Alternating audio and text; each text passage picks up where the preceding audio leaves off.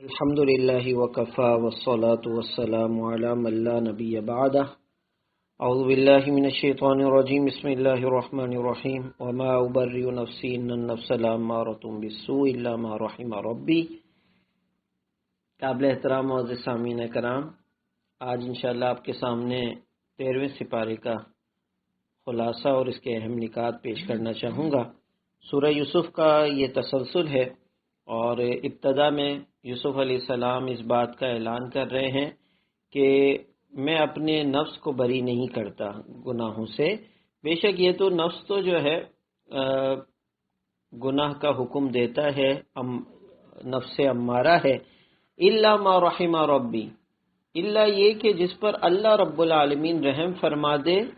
کرم فرما دے، وہ جو ہے گناہ سے اللہ کی توفیق سے بچ جاتا ہے۔ بے شک اللہ رب العالمین بہت ہی مہربان اور رحم کرنے والا ہے۔ جب یوسف علیہ السلام بادشاہ کے دربار میں پہنچے اور بادشاہ نے انہیں اپنے لیے خاص کیا تو یوسف علیہ السلام نے مطالبہ کیا کہ اجعلنی علی خزائن الارض، مجھے جو ہے تمام حاکمیت اور اس کے فیصلہ کن ادارے کا جو ہے سربراہ جو ہے مجھے بنا دیجئے۔ انی حفیظ علیم، کیونکہ میں جو ہے اس حوالے سے جاننے والا بھی ہوں اور میں تمام معاملات کی حفاظت بھی کروں گا۔ اور پھر جو ہے وہ مصر کے باقاعدہ فرما روا جو ہے یوسف علیہ السلام بن گئے۔ اب جب قحط سالی پڑی تو تمام بھائی جو ہے مل کر یہاں مصر بادشاہ کے پاس آئے اور یوسف علیہ السلام کے پاس پہنچے۔ انہیں معلوم نہیں تھا کہ یہ یوسف علیہ السلام ہے اور انہوں نے جو ہے یہ جو ہے غلہ لینے کا مطالبہ کیا۔ جب واپسی ہو رہی تھی یوسف علیہ السلام پہچان گئے تھے اپنے بھائیوں کو۔ یوسف علیہ السلام نے ان کے غلے میں ان کی تمام دی ہوئی رقم کو واپس کر دیا۔ جب وہ گھر پر پہنچ کر انہوں نے دیکھا تو انہوں نے کہا یہ تو بہت اچھے بادشاہ ہیں، ہم جو ہے دوبارہ جائیں گے۔ اور اس سے پہلے یوسف علیہ السلام نے انہیں کہا تھا کہ آپ جب آؤ تو اپنے بھائی یعنی بنیامین جو یوسف علیہ السلام کے حقیقی بھائی تھے ان کو ساتھ لے کر آنا۔ جب یہ قیمتیں انہوں نے جو ہے پیسے واپس ہوتے ہوئے دیکھے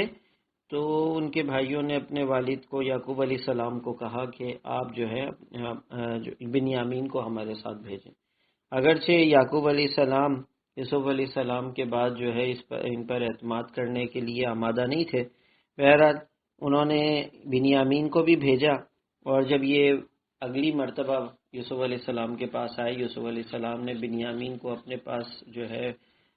بلایا اور بتایا کہ میں تمہارا بھائی ہوں، آپ پریشان نہ ہوں۔ اور اس کے بعد جب واپسی ہوئی تو بنیامین کے سامان میں یوسف علیہ السلام نے کوئی سونے کا پیالہ رکھوا دیا اور پھر کہا کہ بھئی بادشاہ کا پیالہ جو ہے چوری ہو گیا ہے، لہذا جب تلاشی لی گئی تو بنیامین کے سامان میں سے وہ پیالہ نکلا اور اس طرح یوسف علیہ السلام اپنے بھائی کو اپنے پاس روکنے میں کامیاب ہو گئے۔ وہ بڑے رنجیدہ ہوئے، انہوں نے کہا کہ بھائیوں نے کہا کہ اب جو ہے کیا جواب دیں گے۔ اس کے بعد جو ہے وہ اپنے والد کے پاس پہنچے لیکن والد کو ان پر اعتماد نہیں آیا۔ لیکن والد نے کہا کہ دیکھو مجھے اب جو ہے یوسف کی بھی خوشبو آ رہی ہے، تم سب کے سب جو ہے وہاں پر جاؤ اور یوسف اور اپنے بھائی بنیامین دونوں کو تلاش کرو۔ وہ پہنچے یوسف علیہ السلام کے پاس اور انہوں نے بتایا کہ ہمارے والد جو ہے بہت جو ہے بزرگ ہیں اور جو ہے وہ اپنے بیٹے کی جدائی پہ جو ہے رنجیدہ ہو رہے ہیں، لہذا آپ مہربانی فرما کر انہیں واپس کر دیں۔ یوسف علیہ السلام نے پھر اپنا تعارف کروایا اور انہوں نے واقعی اس بات کا اعتراف کیا کہ آپ کو لقد آثرک اللہ علینا، آپ کو آج جو ہے اللہ رب العالمین نے ہم پر ترجیح دی ہے، اور انہوں نے گزارش کی کہ ہمیں جو ہے آپ معاف کر دیں۔ حضرت یوسف علیہ السلام نے فرمایا لا تثریب علیکم اليوم، آج جو ہے تم پر کوئی جو ہے خطا نہیں ہے، یغفر اللہ لکم وہو ارحم الراحمین، اللہ تمہیں معاف کر دے گا اور وہ بہت ہی رحم کرنے والا ہے۔ یہی معاملہ نبی مہربان صلی اللہ علیہ وسلم نے فتح مکہ کے موقع پر اپنے جو ہے سامنے کھڑے ہوئے جانی دشمن اور مالی اور جنہوں نے بہت تکلیفیں دی ان سب کے بارے میں یہی کیا تھا کہ مشرکین مکہ نے جب کہا کہ جو ہے آپ ہمارے بھائی ہیں، جو آپ فیصلہ کریں گے ہمیں منظور ہوگا، اللہ کے رسول صلی اللہ علیہ وسلم نے فرمایا انتم الطلقاء، تم آج آزاد ہو، لا تثریب علیکم اليوم، آج تم پر کوئی ملامت نہیں۔ یہ جو ہے مثال تاریخ انسانی میں ایسی مثالیں جو ہے ہمیں کسی اور دین کے اندر نہیں ملتی جو انبیاء علیہم الصلاۃ والسلام نے اس تاریخ کے اندر قائم فرمائی ہے۔ اس کے بعد جو ہے یعقوب علیہ السلام اور تمام بھائی ان کے سامنے، یوسف علیہ السلام کے سامنے جھک گئے، اور یہ جو ہے خواب جو شروع میں انہوں نے دیکھا تھا یوسف علیہ السلام نے، وہ سچا ہو گیا۔ اس کے بعد جو ہے دعا ہے، اور اس کے اندر دعا کے اندر اللہ فرما رہے ہیں کہ اس طرح دعا کیجئے کہ فاطر السماوات والارض انت ولی فی الدنیا والآخرہ، آپ ہی اللہ ہمارے ولی ہیں دنیا اور آخرت میں، ہمیں تابع دار بنا کر ہمیں جو ہے اپنے پاس بلانا اور ہمیں نیکوکاروں کے ساتھ جو ہے ملا دینا۔ اس کے بعد جو ہے اللہ رب العالمین نبی صلی اللہ علیہ وسلم کو فرما رہے ہیں کہ آپ یہ کہہ دیجئے کہ میں جس راستے کی طرف، اسلام کی طرف میں بلا رہا ہوں، آپ اور آپ کے پیروکار یعنی مسلمان اس بات کا اعلان کر دیں کہ اس حوالے سے ہم بالکل روشنی میں ہیں، ہمیں کوئی تردد نہیں ہے، کوئی اس دعوت میں، اس دین میں کسی حوالے سے کوئی شک نہیں ہے، اللہ رب العالمین پاک ہے اور ہم جو ہے اس حوالے سے شرک نہیں کریں گے۔ یہ سورہ یوسف کا اختتام ہے، اور اس کے بعد سورۃ الرعد کا آغاز ہو رہا ہے۔ سورۃ الرعد بھی مکی سورت ہے۔ رعد کی معنی چمک کی ہے، گرج کی ہے۔ اللہ رب العالمین نے اپنی اس صورت میں، کیونکہ یہ مکی صورت ہے اور مکی صورتوں میں کائنات کی نشانیاں اللہ رب العالمین نے جس طرح آسمانوں کو بغیر ستونوں کے پیدا کیا ہے، اللہ رب العالمین جو ہے عرش پر جو ہے براجمان ہے، اس کا جو ہے عرش، اور اس کے بعد جو ہے اللہ رب العالمین نے ہمارے لیے یہ تمام چیزیں، چاہے سورج ہو، چاند ہو اور دیگر کائنات کی جتنی چیزیں ہیں، ان سب کو اللہ رب العالمین نے انسان کی خدمت میں جو ہے لگایا ہوا ہے۔ اس کے علاوہ یہاں پر کفار کے اس قول کے حوالے سے کہ جس کے اندر وہ انکار کرتے تھے کہ موت کے بعد جو ہے کس طرح اٹھایا جائے گا، اللہ رب العالمین فرما رہے ہیں جس نے تمام کائنات کو پیدا کیا، جس نے تمہیں جو ہے جب تم کچھ نہیں تھے تب وہاں سے اللہ رب العالمین نے پیدا کیا، وہ اللہ رب العالمین جو یہ تک جانتا ہے کہ ایک مادہ اس کے رحم کے اندر کیا موجود ہے، اس رحم کے اندر کیا بڑھتا ہے اور کیا ختم ہو جاتا ہے، وہیں سوکھ جاتا ہے، یہ تمام چیزیں جس کو معلوم ہے، جس کو رات کی چھپی ہوئی چیزیں اور دن کے اجالے کی تمام چیزیں، یہ تمام چیزیں جسے معلوم ہو، اس کو کیا مشکل ہے کہ وہ جو ہے موت کے بعد انسانوں کو، تمام جو ہے لوگوں کو دوبارہ زندہ کر کے اپنے پاس جمع کر لے، اور ان کی حفاظت کرنے والے اللہ رب العالمین کے قوانین کی حفاظت کرنے والے فرشتے بھی ہیں، وہ بھی تمام ریکارڈ کو اور تمہارے اعمال کو جو ہے جمع کر رہے ہیں۔ اللہ رب العالمین اسی قوم کو کی قسمت کو تبدیل فرماتے ہیں جو حقیقت میں خود اپنے اس حوالے سے فکر مند ہو اور تبدیل کرنا چاہے۔ اللہ رب العالمین نے یہاں پر جو ہے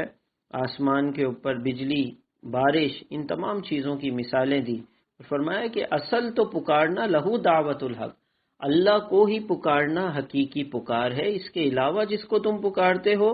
یہ تو اس طرح ہے جیسے جو ہے اپنی ہتھیلی جو ہے وہ پانی کی طرف کر لو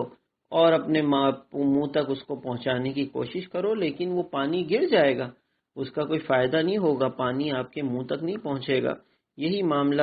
اللہ کے علاوہ دوسروں کو پکارنے کا ہے۔ اس کے بعد جو ہے اللہ رب العالمین نے فرمایا جو حقیقت میں اللہ کی پکار کا جواب دیتے ہیں ان کو ہی اللہ رب العالمین حقیقی اجر سے جو ہے وہ نوازیں گے۔ اس کے علاوہ جو ہے اللہ رب العالمین نے فرمایا کہ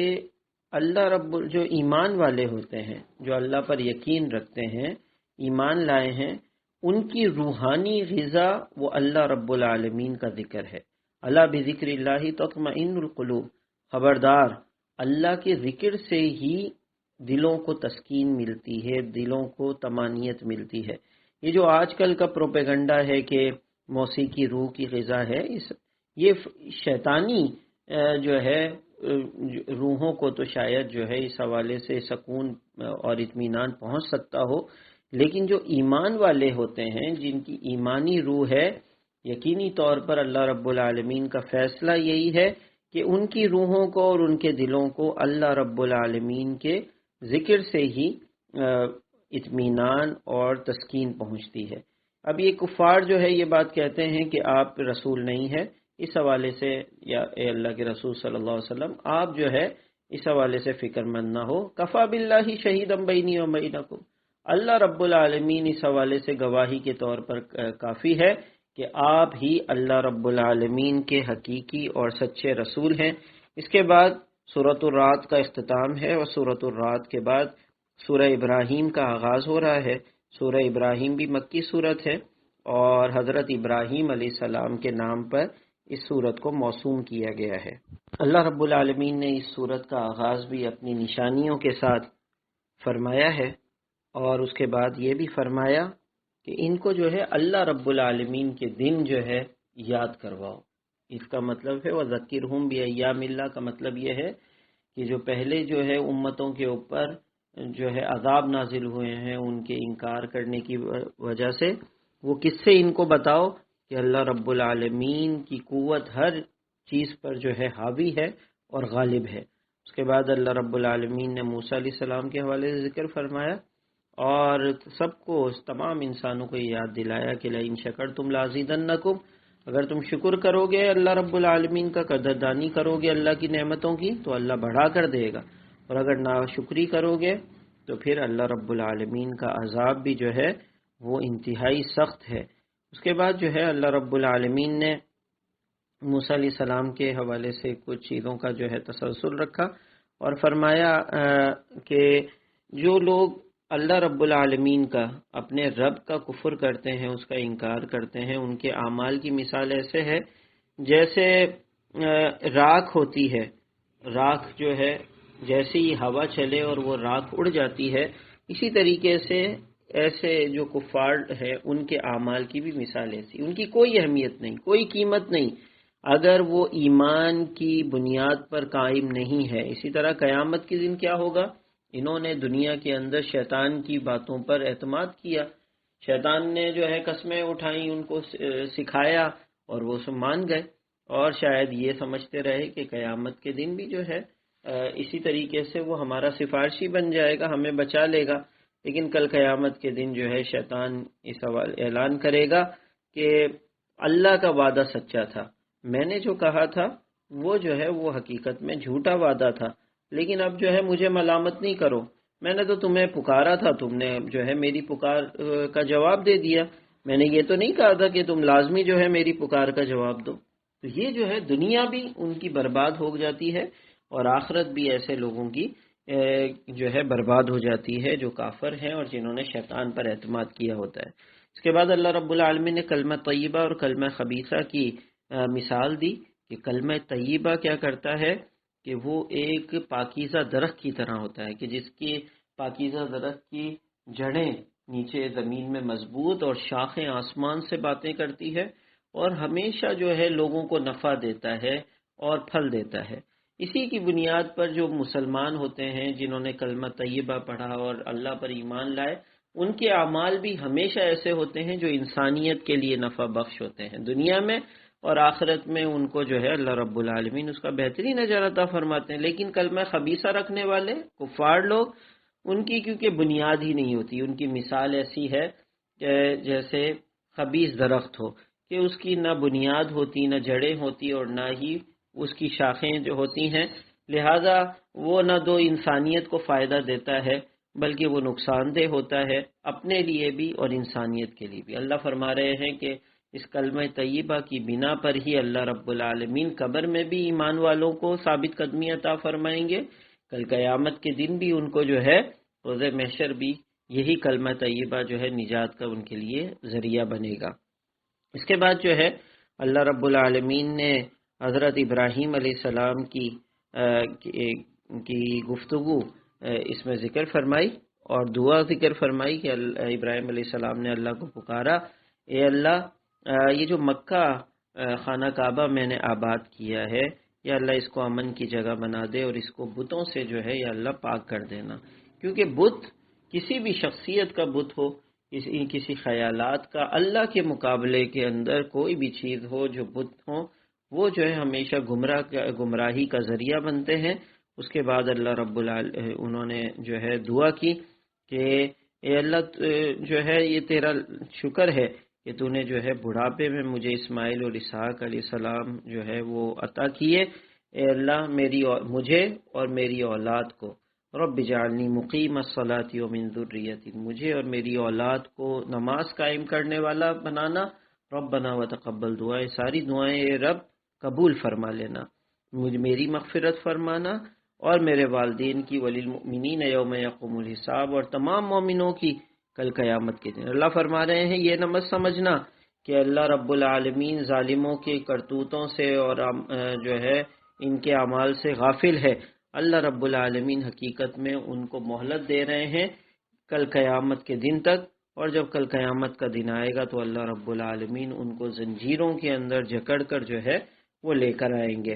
اور اس کے بعد آخر میں فرمایا کہ یہ حقیقت میں ھذا بلاغ للناس، یہ حقیقت میں لوگوں کے لیے پہنچانا ہے، یہ تمام نشانیاں، یہ تمام کائنات کی نشانیاں، ابراہیم علیہ السلام کی دعائیں، یہ حقیقت میں اللہ کی طرف سے جو ہے بلاغ ہے، پہنچانا ہے، تاکہ لوگ جو ہے اللہ رب العالمین کے عذاب سے بچیں۔ اور یہ حقیقت میں جو عقل مند ہوتے ہیں ان کے لیے نصیحت ہے، ان کو سمجھنے کا یہ ذریعہ ہے۔ آخر میں سورۃ الحجر کا آغاز ہو رہا ہے 13ویں سپارے کے آخر میں، اس کی تفصیل انشاءاللہ 14ویں سپارے کے ساتھ جو ہے ہم کریں گے۔ اللہ رب العالمین جو کچھ سنا اور سنایا گیا ہے اس خلاصے کے نکات میں اللہ رب العالمین اس پر ایمان لانے اور اس کے مطابق زندگی بنانے کی توفیق عطا فرمائے۔ وآخر دعوانا الحمدللہ رب العالمین۔